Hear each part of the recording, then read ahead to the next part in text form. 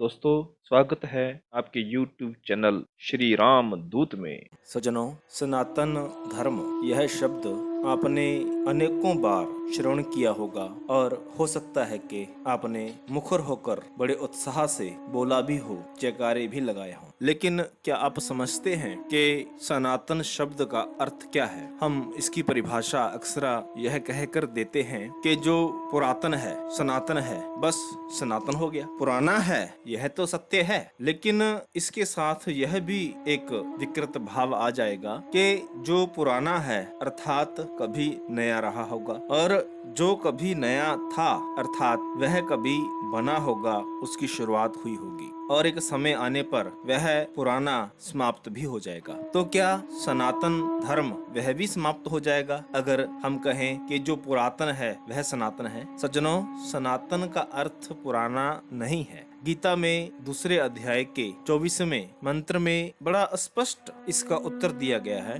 श्री कृष्ण कहते हैं, अच्छद्य अहम अधः अयम अक्लेद अशोष्यव च नित्यः सर्वगतः स्थानुर्चलयम् सनातनः। अर्थात हे अर्जुन, जो छेदा नहीं जाता, जलाया नहीं जाता, जो सूखता नहीं, जो गीला नहीं होता, जो स्थान नहीं बदलता, कौन है वो? ऐसे रहस्य में व तात्विक गुण तो मात्र केवल परमात्मा के ही हैं, और जो सत्ता इन दैवीय गुणों से परिपूर्ण हो वही सनातन कहलाने के योग्य है। अर्थात ईश्वर ही सनातन है, जो ना तो कभी नया रहा, ना ही कभी पुराना होगा, और ना ही इसकी शुरुआत है और ना ही इसका अंत है। अर्थात ईश्वर को ही सनातन कहा गया है। और जो हम कहते हैं अपने अस्तित्व की परिभाषा देते हुए कि हम सनातनी हैं, सनातन धर्म के अनुयायी हैं, सज्जनों, हम सनातनी कब बनेंगे अगर ऐसे दैवीय गुण हमारे में प्रवेश कर जाएं, जैसे अच्छेद्यो अहम, हम छेदे न जाएं, अधः अयम, हमें अग्नि प्रभावित न करे, अक्लेद अशोष्यव च, हम न गीले हों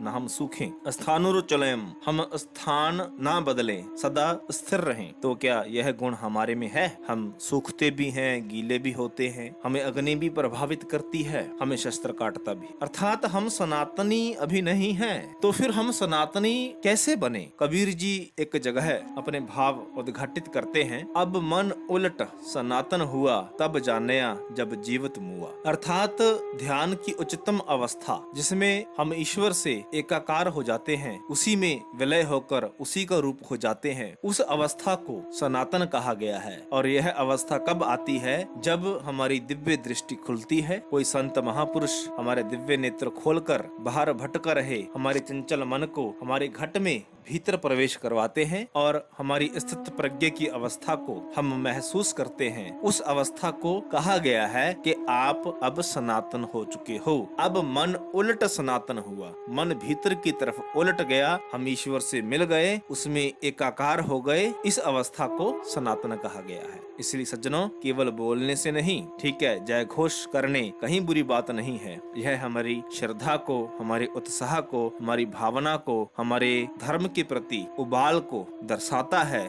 निस्संदेह प्रशंसनीय है। लेकिन केवल कोरे भाषणों से अथवा कोरे वाक्यों से हम सनातनी ना बने, बल्कि गीता के आधार पर, धार्मिक शास्त्रों के आधार पर हम सनातनी बने। फिर देखिए, जीवन की लहर ही कुछ और होगी, आनंद ही कुछ और होगा। सज्जनों, यह ज्ञानवर्धक जानकारी आपको अच्छी लगी तो कृपया लाइक करें, शेयर करें। हमारे YouTube चैनल श्री रामदूत को अवश्य सब्सक्राइब करें, बेल आइकॉन दबाते हुए। धन्यवाद। जय श्री राम।